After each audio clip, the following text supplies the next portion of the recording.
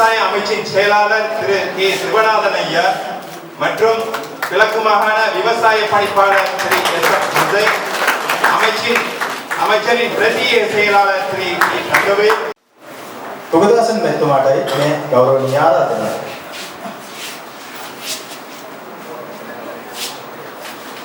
எல்லோருக்கும் வணக்கம். இன்று நாங்கள் திருமணம் கே துரைராஜசிங்கம் ஐயா அவர்களை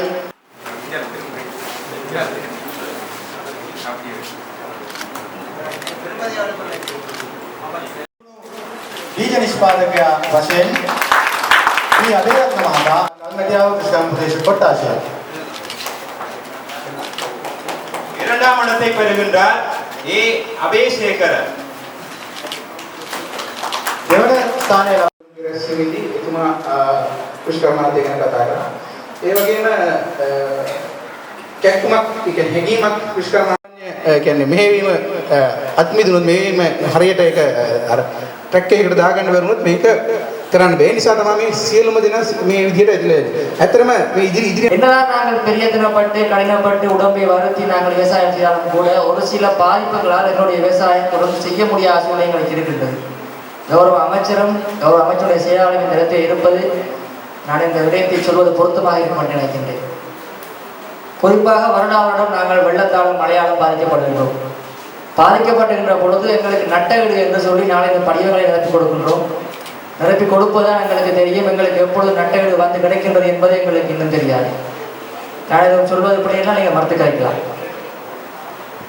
மத்திய அரசாங்கத்தின் மூலமாக ஒரு குறிப்பிட்ட அளவு நட்டவீடு வழங்குவதற்கான ஒழுங்குகள் இருந்தாலும் கூட அது உரிய காலத்திலே எங்களுடைய விவசாயிகளுக்கு வந்து சேர்வதில்லை என்பது நாங்கள் மனவர்த்தத்தோடு ஏற்றுக்கொள்ள வேண்டிய ஒரு விடயம். கௌரவ அமைச்சர்களுக்கும் நான் இந்த இடத்திலே எங்களுடைய விவசாயிகள் சார்பாக ஒரு கோரிக்கையை முன்வைக்கின்றேன். மத்திய அரசாங்கத்தோடு இணைந்து எங்களுடைய மாகாண அரசாங்கமும் எங்களுடைய மாகாண அமைச்சும் இந்த மாறி காலத்திலே வெள்ளத்திலே பாதிக்கப்பட்ட எங்களுடைய விவசாயிகளுக்கு நட்டேட்டினை வழங்க வேண்டும். அதுவும் தேவைப்படுகின்ற பொழுது உடனடியாக வழங்க வேண்டிய ஒரு சூழ்நிலையை நாங்கள் ஏற்படுத்த வேண்டும் என்று நான் உங்களை அன்பாக கேட்டுக்கொள்கின்றேன். ஒரு மொழி இனிமையாக படித்திருக்க வேண்டிய மொழி இனிமையான ஒரு நிலைமையை ஏற்படுத்தி இருந்தால் நான் இப்பொழுது உபாலி அவர்களுக்கு சிங்களத்திலும் கூட பேசி காட்ட முடியும். சிங்களத்தை படிப்பது பெரிய கஷ்டம் இல்லை, அது எங்களோடு சேர்ந்த மொழி. ஆனால் அதை இப்படி திணித்ததன் காரணமாக அது இனிக்கவில்லை. அதனால் நாங்கள் அதை பேச முடியாமல் போய்விட்டு அவ்வாறு எங்களுடைய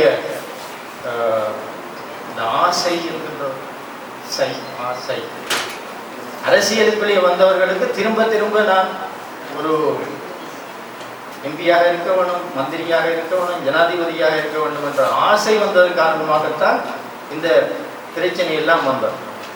இல்லை என்றால் மக்களுக்கு விடயங்களை சொல்லி நல்ல விடயங்களை சொல்லி மக்கள் தெரிவு செய்தால் இது இந்த பாராளுமன்ற உறுப்பினர், மாகாண சபை உறுப்பினர், மந்திரி என்றதெல்லாம் சும்மா சாதாரணமான விஷயம் இல்லை. இதெல்லாம் ஊரவனுடைய பேச்சு வாங்குகின்ற எல்லாருக்கும் விளக்காரமாக இருக்கின்ற ஒரு விடயம். எல்லோரும் விளக்காரம். நான் ஒரு சட்டத்தரணியாக இருந்தால் என்னுடைய பணிமனைக்கு வருவர் சார் என்று தான் வருவார்.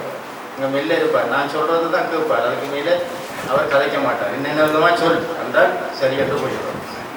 இப்பொழுது நாங்கள் அப்படி இருக்க முடியாது. இங்கே செத்த விடனா உடனே வரும் போகணும், கொஞ்சம் பிந்தினால் அதுக்கு அப்படி இப்படி என்ன கதைப்போம். அப்படியான ஒரு தொழில் தான் இது.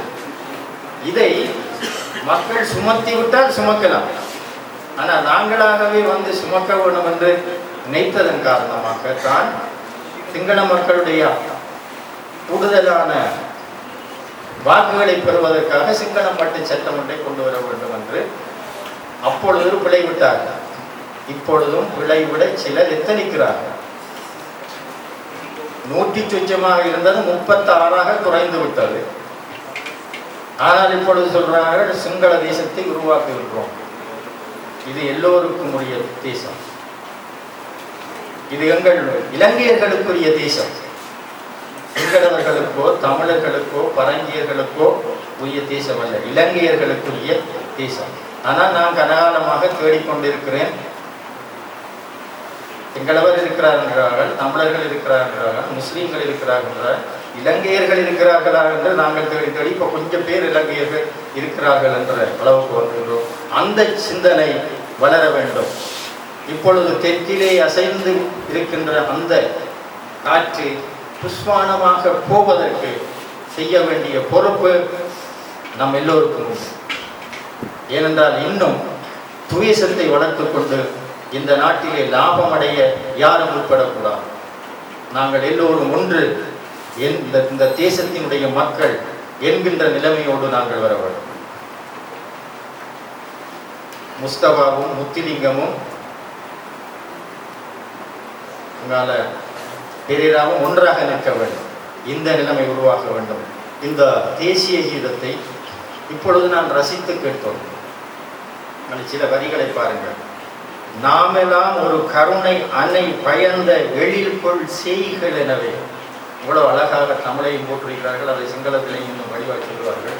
நாமெல்லாம் ஒரு கருணை அன்னை பயந்த எழில்கொள் செய்கள் எனவே. எங்களுடைய அன்னை கருணையான கருணை உள்ளவள், இலங்கை மாதா கருணை உள்ளவள். அவள் எங்கள் எல்லோரையும் பயந்தவள், எங்களை பெற்றெடுத்தவள்.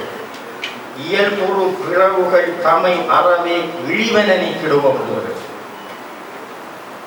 இந்த எங்களுக்குள்ளே பிளவுகளை ஏற்படுத்துகின்ற இந்த செயற்பாடுகளை எல்லாம் இழிவானவை என்று நீக்குகின்ற ஒரு எண்ணப்பாடு இளைய உள்ளங்களிலே மலர்ந்திட வேண்டும்.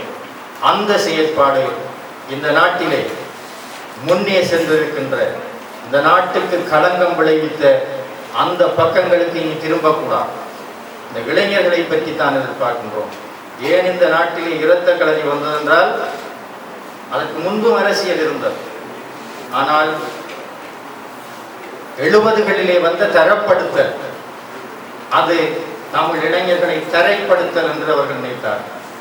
தமிழ் இளைஞன் பல்கலைக்கழகம் செல்ல வேண்டும் என்றால் அதிகூடிய புள்ளிகளை பெற வேண்டும் என்று தரப்படுத்தல் என்ற திட்டம் வந்ததன் காரணமாகத்தான் இந்த துன்பியல் ஏற்பட்டது.